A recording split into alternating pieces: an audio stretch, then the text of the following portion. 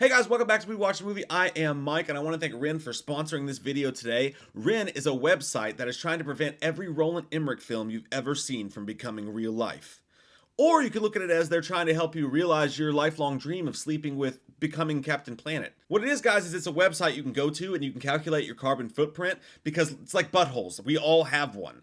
At least I hope we do. That would be really scary if you didn't. Where does the poop go? You calculate your carbon footprint, and then you can offset it by joining projects that help out the earth and the world. You can plant a bunch of trees. You can provide clean cooking oil for refugees in Uganda. As Jim Carrey and the Cable Guy would say, the possibilities are endless.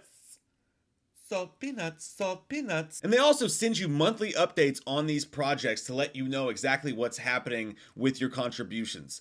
So for your daughter's sake, for the Earth's sake, you should buy your brake pads from Callahan's. I mean, you should join with Ren. Check it out in the link down below, guys. The first 100 people to sign up will get 10 trees planted in their name for free. 10, Billy Bob, in the link below. Here comes that white-faced fucker, an asshole like no other. He's a big old piece of shit. Wants to stab your sister's tits cause he's a white-faced fucker. Loomis can't recover. Dr. Challenge drunk again, sleeping with your sister's friends. Do you want to know about the darkness? I said, goddamn. Goddamn you, faggot! Okay, so a while back, Jamie Lee Curtis had this to say about the new Halloween Ends movie. She said, so there's one more film to make, and I know what it's about, and it's going to blow people's minds open. It's going to make people very angry, and it's going to be shocking because it asks a lot of questions. So that's all I can tell you. That, coupled with a couple comments from other people involved with the movie, that it seems like they think there's going to be some pretty controversial shit that happens in Halloween Ends. We'll see what happens. I'm hoping that, hey, maybe she just thinks people are going to be really upset if Michael wins. I wouldn't be that upset if Michael won. But that's between me, you, Jamie Lee Curtis, who's not watching this video, and my cat, who died. I'm just kidding, my cat's still alive. But all right, let's get into the list. I picked 8 of them. You guys comment down below after you subscribe and click that fucking button, or I swear to God, I'll come to your house and make you a cheese sandwich. Number 1, and these are in no specific order, all right? And I think like this first one's pretty goddamn obvious. It's Michael Speaks. You can't have Michael talk. You don't say that, no matter what Michael says. But you don't say that. Shut up. You don't say that.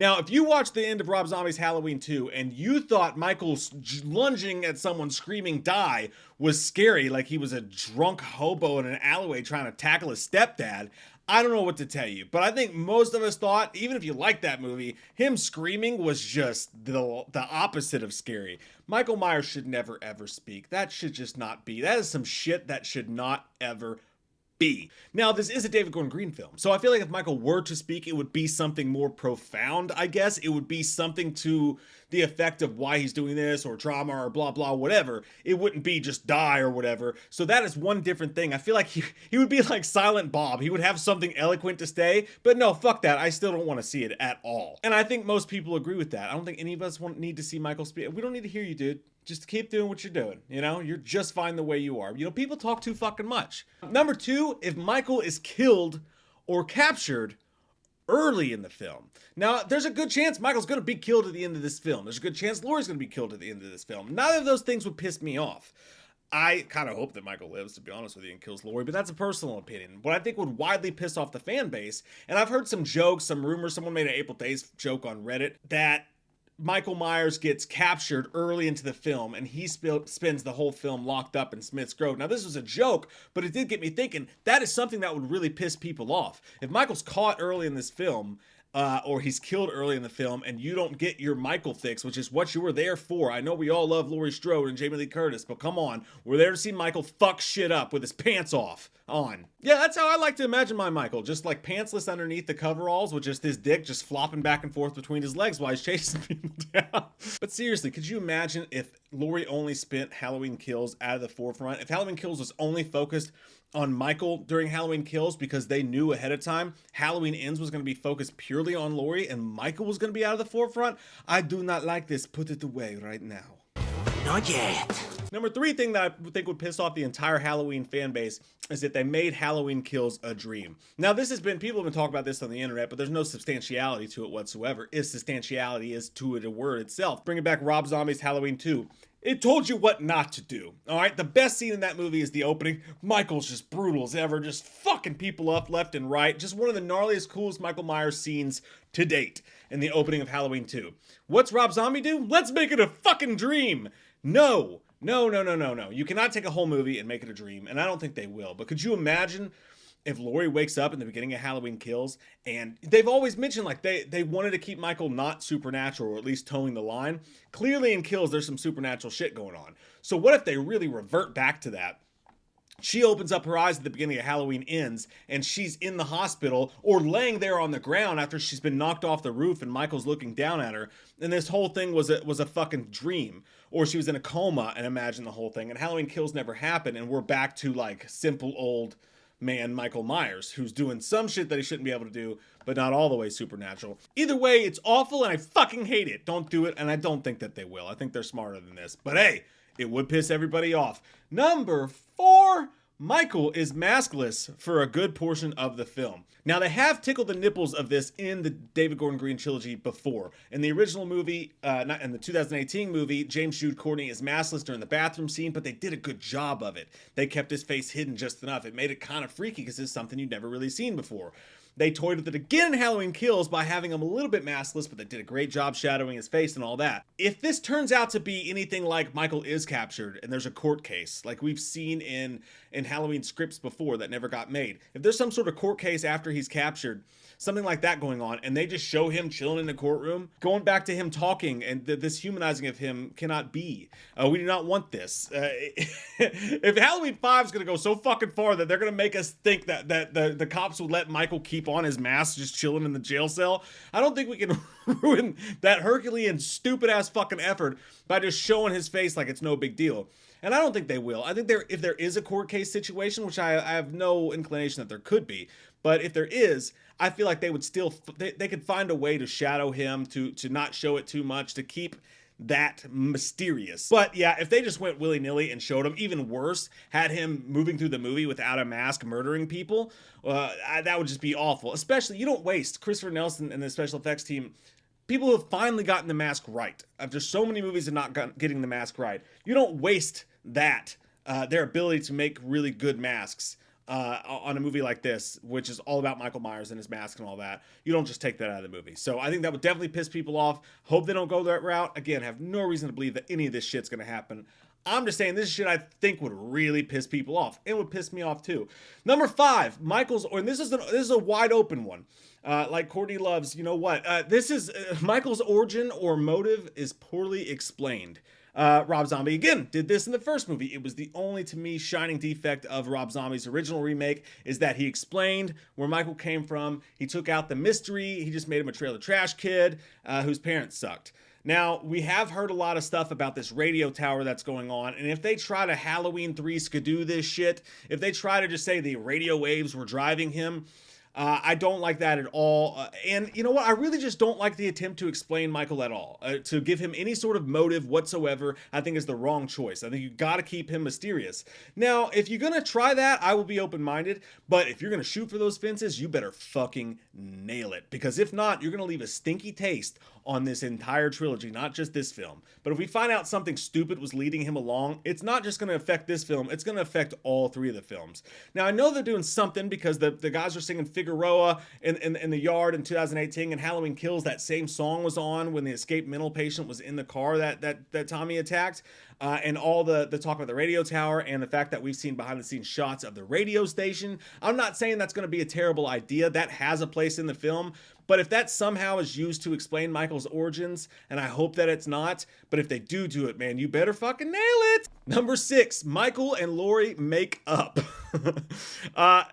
I'm just looking at David Gordon Green. He's a very, his movies always have this emotional edge to him. If you look at his past, his indie films and stuff like that, the connection to trauma in 2018, everything happening here. This is the least likely thing I think to happen on this list, by the way. But remember in 2018, when the investigative journalists came over to Laurie's house, they're like, hey, but what if we could just get you guys to sit down and talk? Maybe he would talk to you.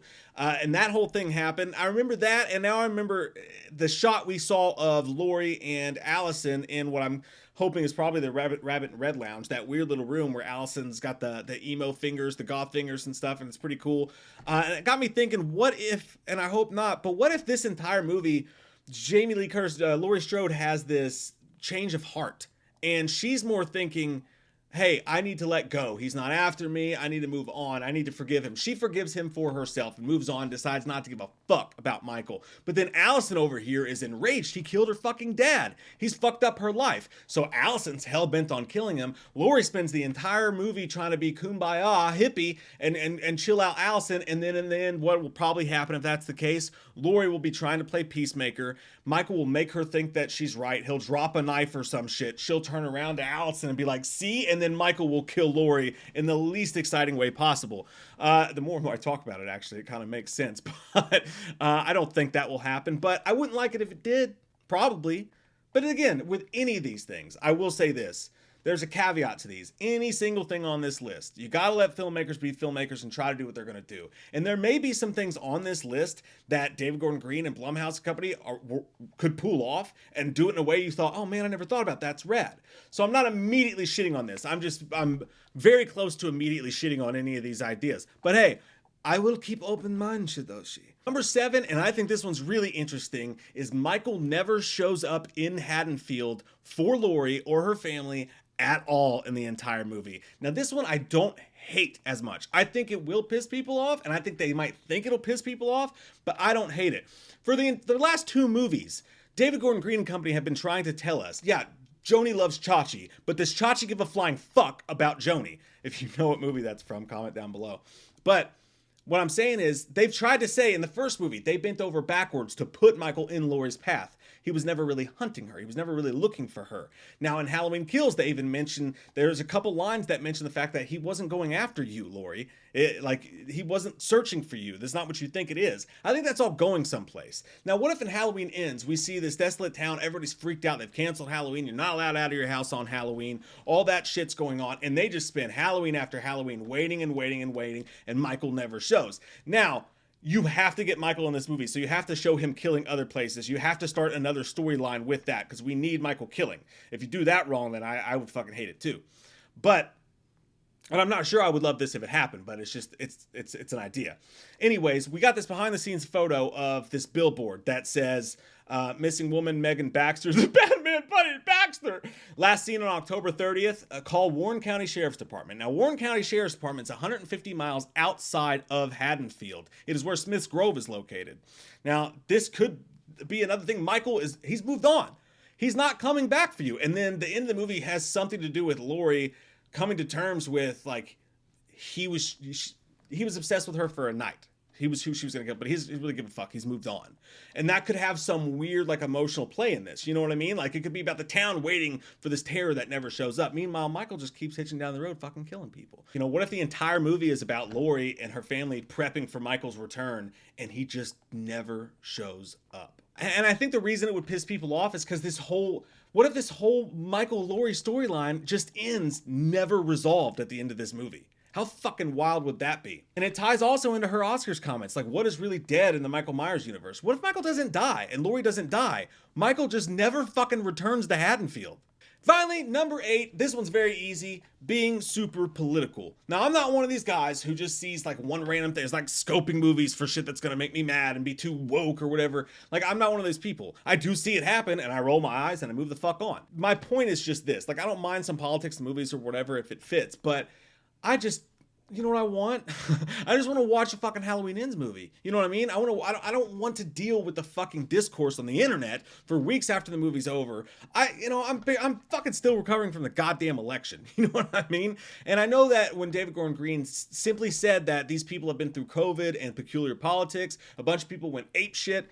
And that was all blown way out of proportion. They've already said that. But you know, I hope it doesn't have a political message that's super divisive, because all the focus is going to go on that, and we're not going to be able to have fun watching the movie. And I really hope that that's not the thing that they think is going to piss people off. And I'm sure that regardless of your political stance, you could probably agree with that, right? Aren't you tired? Aren't you tired of talking about politics Aren't you tired of fighting?